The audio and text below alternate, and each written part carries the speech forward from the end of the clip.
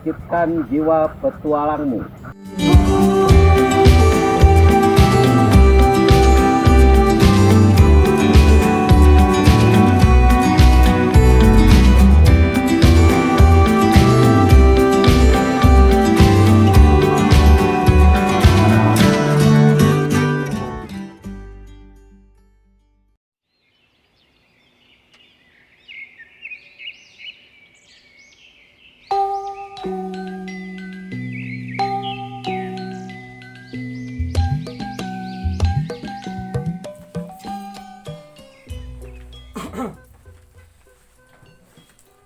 Sit, sit, Martel, sit, sit, stay, sit, sit.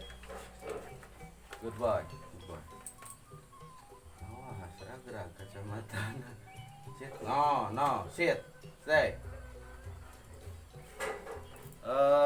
Selamat sore kawan-kawan. Bertemu kembali dengan Mang Aceng di channelnya Mang Aceng. Hari ini saya ditemani dengan Profesor Martel ya. Profesor Martel ini akan menemani saya di sepanjang season ini. Hey, no, jangan minum dulu. Kita belum ngomong nih, ngomong dulu. Hari ini saya akan membuat tanya jawab ya. Bukan membuat tanya jawab ya, saya akan membacakan beberapa pertanyaan yang diajukan oleh kawan-kawan ya di channel YouTube saya. Kebetulan saya ditemani oleh Profesor Martel ya, yang kelihatannya dia belum mandi ya. Profesor Martel ini mandinya cuma 4 bulan sekali ya, jadi kelihatan ya badannya kotor ya Prof ya. Jadi ada beberapa pertanyaan dari kawan-kawan mengenai segala hal yang berhubungan dengan ternak buru ya. Jadi dalam kesempatan ini saya akan mencoba menjawab dengan segala pengetahuan yang saya ketahui ya, dan dengan segala pengalaman saya. Jadi apabila apa yang saya kemukakan tidak sesuai, saya minta maaf karena saya juga terbatas ya, pengetahuan saya terbatas. Hey, no, sit, stay, Martel. Pertanyaan pertama dari kawan kita yaitu maaf, apakah ternak pusa di dekat tulang iga bagus untuk berburu? Sebelumnya saya jelaskan dulu ya. Jadi yang dimaksud dengan pusa-pusa itu ya biasanya kalau untuk orang-orang buru biasanya itu adalah bulu yang melingkar ya. Biasanya di leher ya, sebelah kiri atau kanan, atau ada yang sebelah ya, atau ada yang di daerah sini. Dan yang ditanyakan ini adalah pusa-pusa yang ada di pinggir tulang iga ya, sebelah sini ya. Itu biasanya kalau di tempat kita dibilangnya itu kulincir ya, kulincir panggang. Jadi biasanya ada pusa-pusa berlebih ya. Jadi karena tidak semua ternak buru ada pusa-pusa di daerah tersebut. Jadi kalau menurut pendapat saya untuk pusar-pusar di daerah tersebut tidak ada masalah sih sebenarnya, tidak ada kekurangan atau apapun. Jadi kalaupun ada ternak seperti itu tidak bermasalah kalau mau dipakai buru ya. Tetapi ada sebagian orang yang pemahamannya berbeda, biasanya orang-orang tua dulu ya. Jadi beranggapan kalau ternak buru yang ada pusar-pusar di samping iga itu, shit, Marta, lihat kamera dong, Marta, lihat kamera.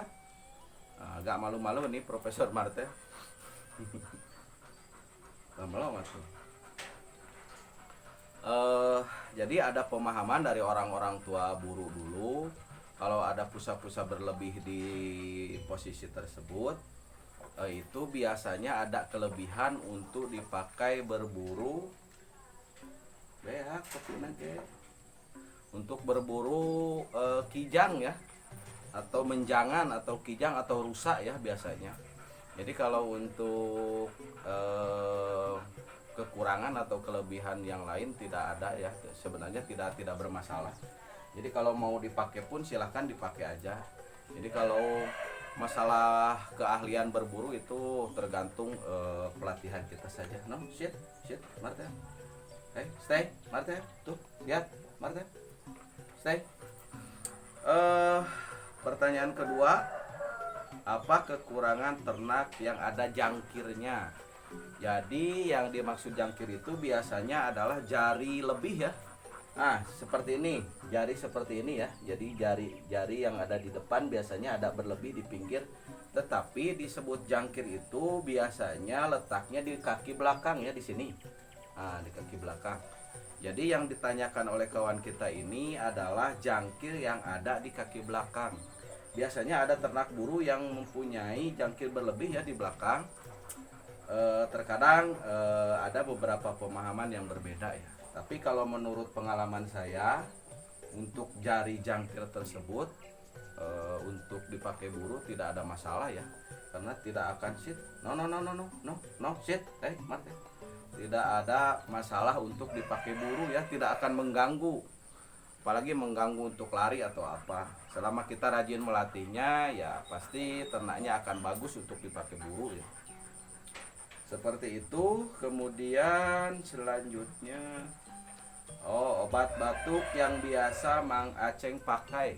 Nah, ini ada yang bertanya, obat batuk untuk ternak ya yang biasa saya pakai.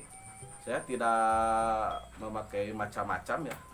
Jadi saya hanya ambil simpelnya aja. Biasanya saya memakai obat yang biasa digunakan oleh manusia aja. Sit, stay. Seperti obat batuk yang biasa kita makan ya. Saya biasanya menggunakan untuk batuk biasa ya, atau batuk kering, batuk yang tidak terlalu parah dengan flu. Jadi saya hanya menggunakan, pertama saya menggunakan antibiotik amoxicillin ya. Saya menggunakan amoxicillin yang 500 mg.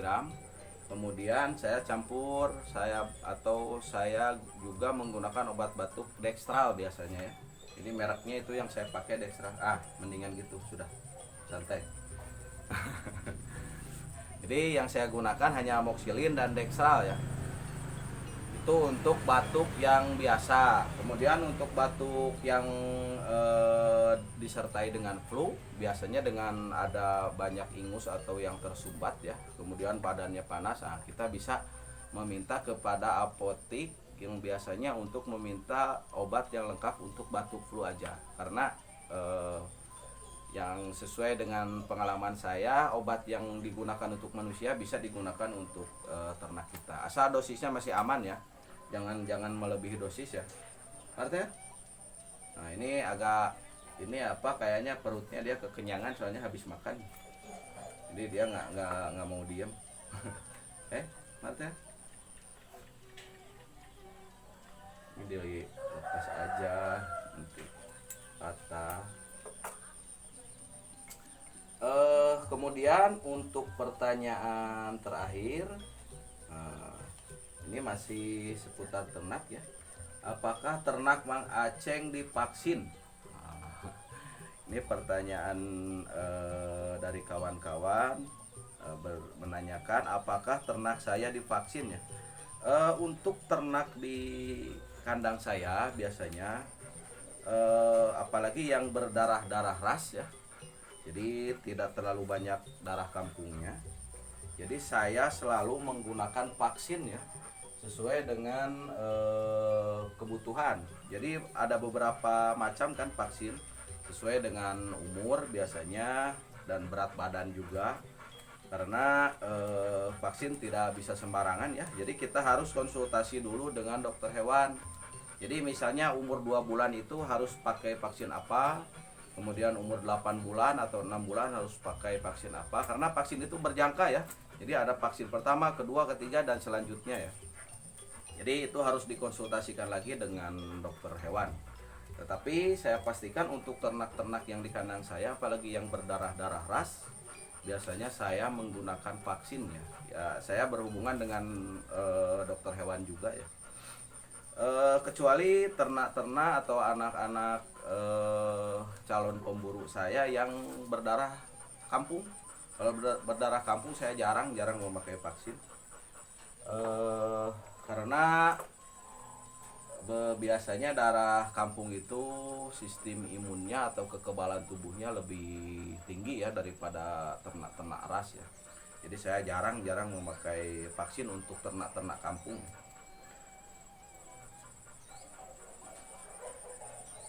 Oke, seperti itu beberapa pertanyaan dari kawan-kawan yang dalam kesempatan ini saya usahakan untuk menjawabnya. Mudah-mudahan kawan-kawan puas dengan jawaban saya. Adapun yang berbeda pendapat, saya minta maaf karena tidak sesuai dengan pengalaman kawan-kawan yang lainnya. Oke, saya ucapkan terima kasih. Tetap ikuti channel-channel Mang Aceng dan juga konten-konten Mang Aceng. Assalamualaikum warahmatullahi wabarakatuh.